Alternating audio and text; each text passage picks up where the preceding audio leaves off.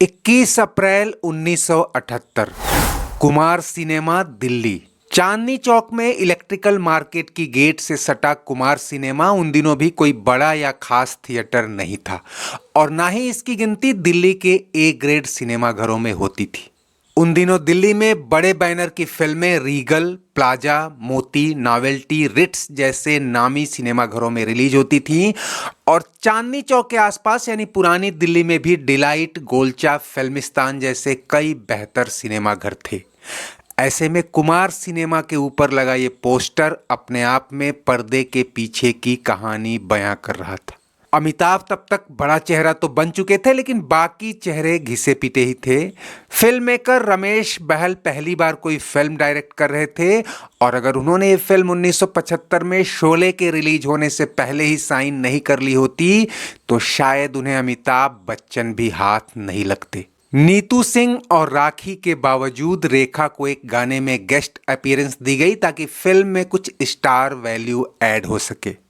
2 महीने पहले ही सुल्तान अहमद के निर्देशन में अमिताभ की इस साल की पहली फिल्म गंगा की सौगंध आई थी, जो अब भी कई सिनेमा घरों में चल रही थी और बहल को लगा था कि उनकी फिल्म अगर हिट न हुई तो कम से कम पैसा तो निकाल ही लेगी। हालांकि उन्हें नहीं पता था कि अगले 1 महीने के भीतर ही पर्दे पर अमिताभ बच्चन की आंधी आने वाली है, या कह लें कि स्टारडम का तूफान आने वाला है जो बॉक्स ऑफिस के अब तक के सारे कीर्तिमानों की चिंदियां बिखेर कर रख देगा। बहल को बीते 3-4 साल में इस फिल्म को पूरा करने में काफ़ी मशक्कत करनी पड़ी थी और यह पर्दे का मोह इसलिए देख सकी कि बहल ने इसे अमिताभ को तब ऑफर किया था जब उनका स्टारडम अभी शुरू नहीं हुआ था। ऐसे में वो अमिताभ को ऐसे ही ट्रीट कर रहे थे जैसे लोग नए नवेले स्टार्स को ट्रीट करते हैं। इसका एक उदाहरण ये भी है कि एक सीन में हीरोइन राखी अमिताभ बच्चन को थप्पड़ मारती है। इस सीन को रियलिस्टिक टच देने के लिए बहल ने राखी को हिदायत दी कि तुम अमिताभ को रियल में खींच कर तमाचा मारना, बाकी हम बाद में देख लेंगे। मकसद ये था कि अमिताभ के चेहरे पर वो एक्सप्रेशन आए जो किसी चेहरे पर अनायास थप्पड़ पड़ने से उभरता है। ये बात अमिताभ से छुपा कर रखी गई थी। वो दौर था जब अमिताभ एक साथ 4-5 फिल्में शूट कर रहे थे और अपने चेहरे पर ऐसी कोई हिमाकत वो बर्दाश्त नहीं करते, लेकिन राखी ने उस सीन की शूटिंग के दौरान तमाचा जड़ दिया। नाले का गंदा पानी कभी गंगा जल नहीं बन सकता। कहाँ वो देवता और कहाँ ये राक्षस? लड़की। और अमिताभ सकपका कर रह गए। वो कुछ समझ पाते तब तक उनके मुंह से ये जरूर निकला कि इसका बदला मैं लेके रहूंगा। खैर, उन्होंने राखी से बदला तो नहीं लिया, लेकिन कुदरत ने एक बदला ऐसे निकाला कि 3 साल बाद ही राखी फिल्मों में उनकी मां बनकर रह गई। खैर, उस थप्पड़ के मास्टरमाइंड रमेश बहल थे जो अमिताभ से कम खार नहीं खाए हुए थे। एक तो अमिताभ की डेट से उन्हें बड़ी मुश्किल से मिल रही थी, उस पर से बहुत कम।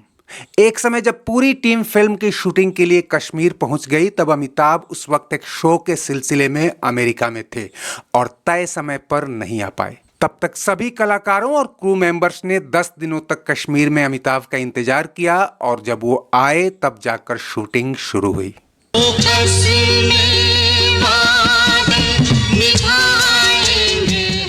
इस फिल्म की कहानी मिर्जा ब्रदर्स यानी HM मिर्जा और महरूख मिर्जा ने लिखी थी और जैसे जैसे अमिताभ का स्टारडम चढ़ता गया कहानी में काफी कुछ फेरबदल भी हुआ और एक और लेखक मदन जोशी ने भी इसमें हाथ लगाया। शोले और अमर अकबर एंथनी जैसी ब्लॉकबस्टर फिल्में आने के बाद तो ये तय हो गया कि अमिताभ को ज्यादा से ज्यादा स्क्रीन स्पेस देना है। इसके लिए अमिताभ के डबल रोल का भी फायदा उठाया गया। 2 भाइयों के इर्द गिर्द घूमती है। सुमन यानी राखी और अमित यानी अमिताभ बच्चन एक दूसरे से प्यार करते हैं और जल्द ही शादी करना चाहते हैं। अमित अपने छोटे भाई राजू यानी रणधीर कपूर को सही रास्ते पर लाने में लगा हुआ है। उससे जुड़े एक लफड़े में ही अमित की मौत हो जाती है और सुमन खुद को विधवा मान आगे शादी नहीं करने का फैसला कर लेती है। यहाँ फिर फिल्म का असली ट्विस्ट आता है। अमित की शक्लो सूरत वाला शंकर यानी अमिताभ बच्चन का सेकंड रोल एंट्री लेता है। वो राजू और सुमन के करीब तो आ जाता है, लेकिन उसका आपराधिक अतीत उसका पीछा नहीं छोड़ता।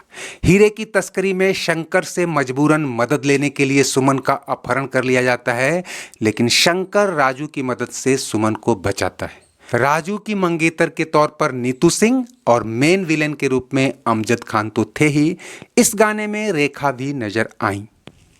फिल्म 21 अप्रैल 1978 को रिलीज हुई और ओपनिंग साधारण ही रही। फिल्म की कहानी से ज्यादा इसके गाने लोगों को भाए। आर.डी. बर्मन के संगीत और किशोर कुमार, मोहम्मद रफी, लता मंगेशकर और आशा भोसले ने इसका साउंड ट्रैक सुपरहिट बना दिया था।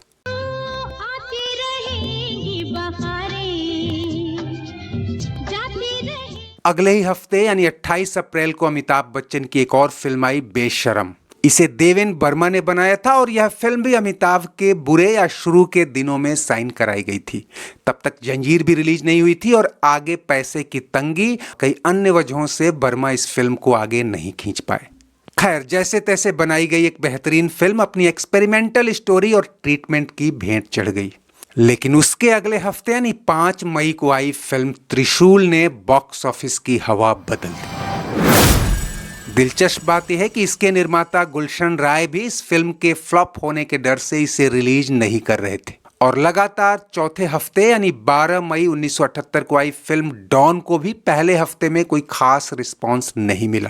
कयास ये भी लगाए गए कि ये फिल्म तो बस नरीमन ईरानी को श्रद्धांजलि मात्र है, जिन्हें कर्ज से उबारने के लिए सभी लोगों ने श्रमदान किया था। गौरतलब है कि नरीमन ईरानी बीच फिल्म में ही चल बसे थे। फिर भी त्रिशूल तो हाउसफुल चल ही रही थी, डॉन भी तीसरे दिन से हाउसफुल हो गई और देखते ही देखते दोनों ही फिल्मों ने वो तूफान मचाया कि मुंबई में ही डॉन के एडवांस टिकटों के लिए 1 मील लंबी लाइन देखी गई। ये बात खुद अमिताभ बच्चन ने कुछ दिनों पहले शेयर की थी। लेकिन हम यहाँ जिस फिल्म की कहानी लेकर चले थे उसे भी तीसरे हफ्ते से जो उठान मिलना शुरू हुआ वो अगले 6 महीने तक थमा नहीं। कई क्रिटिक्स मानते हैं कि त्रिशूल और डॉन के ब्लॉकबस्टर परफॉर्मेंस के चलते ही कस्में वादे हिट हुई, लेकिन असल में इस फिल्म में जितना समय लगा था और राइटर्स डायरेक्टर्स ने जितनी मशक्कत और एक्सपेरिमेंट किए थे, इस फिल्म में सुपरहिट मटेरियल था। विकिपीडिया की माने तो उस समय रमेश बहल इकलौते डायरेक्टर थे जिनकी पहली निर्देशित फिल्म ही गोल्डन जुबली मना रही थी। फिल्म इंफॉर्मेशन और ट्रेड गाइड मैगजीन ने 8 महीने बाद इस फिल्म को क्लीन हिट घोषित कर दिया। लेकिन इन 8 महीनों में ही सबसे बड़ा धमाका हुआ था। त्रिशूल और डॉन के सिनेमाई शोले भड़क ही रहे थे कि 27 अक्टूबर 1978 को आई मुकद्दर का सिकंदर। इस फिल्म ने तो मानो बॉक्स ऑफिस ही तोड़ दिया। यह फिल्म उस साल की टॉप ग्रॉसर तो थी ही, अमिताभ बच्चन को सुपरस्टारडम के पीक पर ला खड़ा किया। भारतीय सिनेमा के इतिहास में ऐसा पहली बार हुआ जब किसी एक ही एक्टर की 3 फिल्में टॉप ग्रॉसर लिस्ट में फर्स्ट, सेकंड और थर्ड रही। वैसे तो कई सोर्सेस कस्मे वादे को भी टॉप 5 में गिनते हैं, लेकिन IMDb और कई अन्य फिल्मी रेटिंग्स की माने तो कस्मे वादे उस साल की 7वीं सबसे ज्यादा कमाने वाली फिल्म थी। वैसे फिल्मों के जानकार ये भी लिखते हैं कि त्रिशूल, डॉन और मुकद्दर का सिकंदर की ऐतिहासिक कामयाबी का स्पाइरल इफेक्ट हुआ था, यानी इनके आगे और पीछे जो भी फिल्में आई उन्होंने जमकर पैसा कूटा।